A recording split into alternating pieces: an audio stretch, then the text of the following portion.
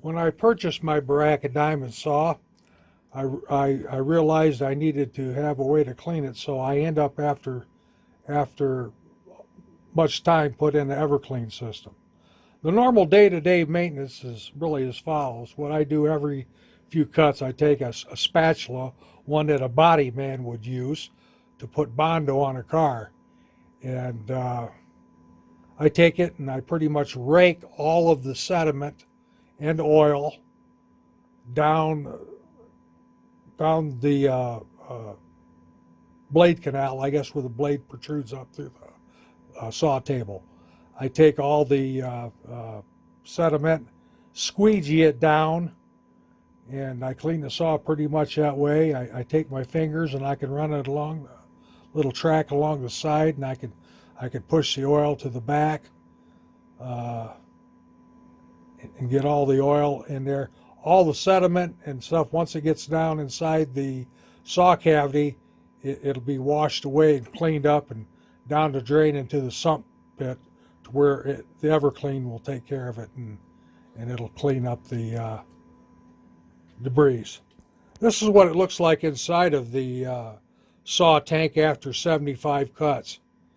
Uh, it's cleaned up pretty good. It could probably like a hooking up a T and starting to pump and just flushing some of that off the side walls and down would be a big saver. It'd even be good for up above.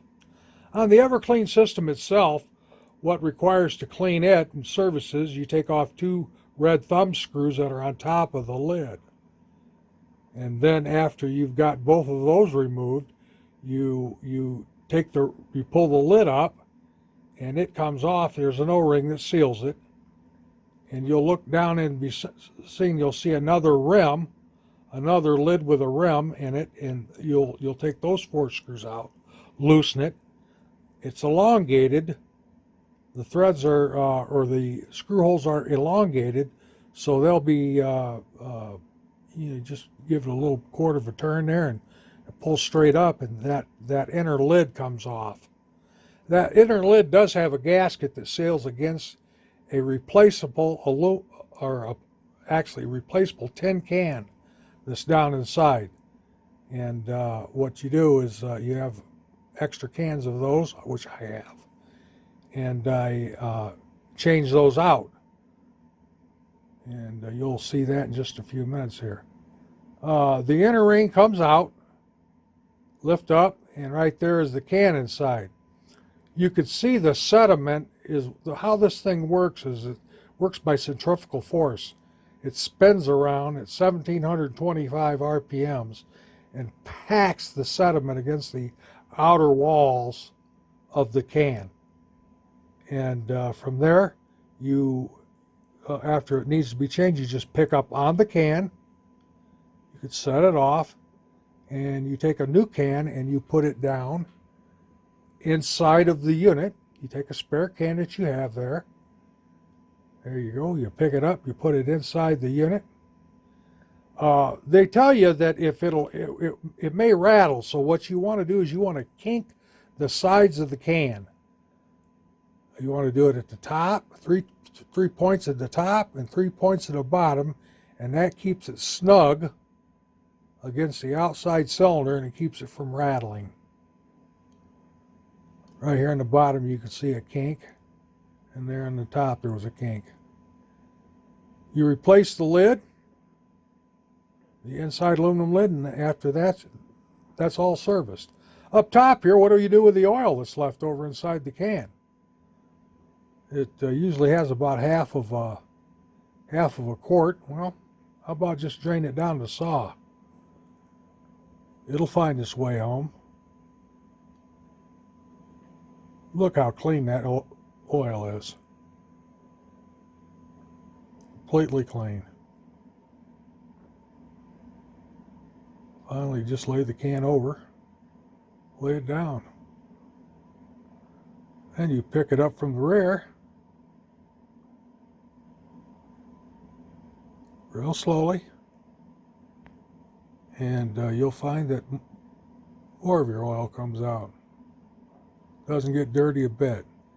After all the oil is out of the can, I take the can and I want to make sure all the oil drips out.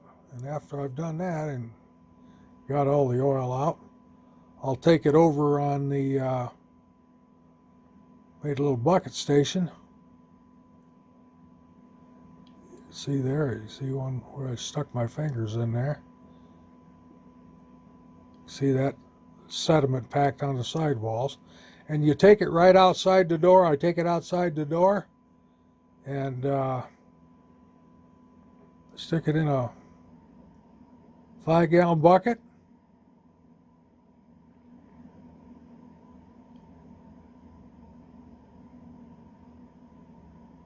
And I'm going to make a little bit better draining facility there to recapture oil or anything.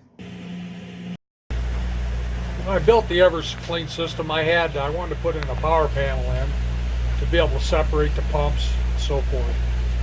For example, this first switch here is saw pump oil pump. The second one is the EverClean oil pump. And the third one is just the EverClean system itself.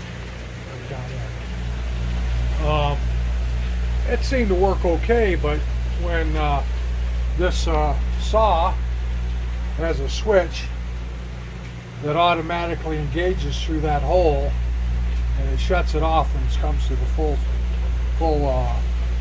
length of the stroke, and of course it's adjustable.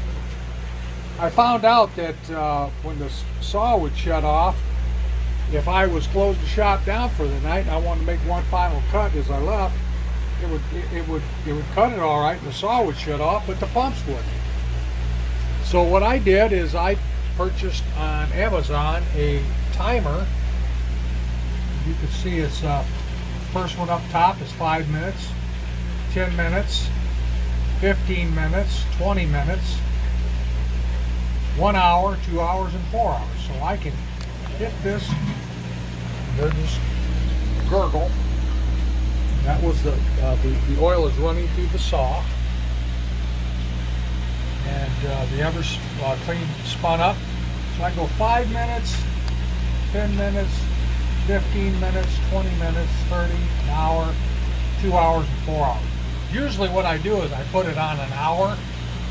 What will happen is this, once an hour has passed, irregardless, the saw is usually shut off by then because it has an end switch here that will stop the saw. That pretty much gives the pumps about a half hour extra of running time that cleans up any sediment that it may have cut off and got down into the sump.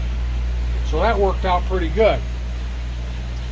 What will happen is it gets past the 1 hour mark for, let's say I had it set on 4 hours.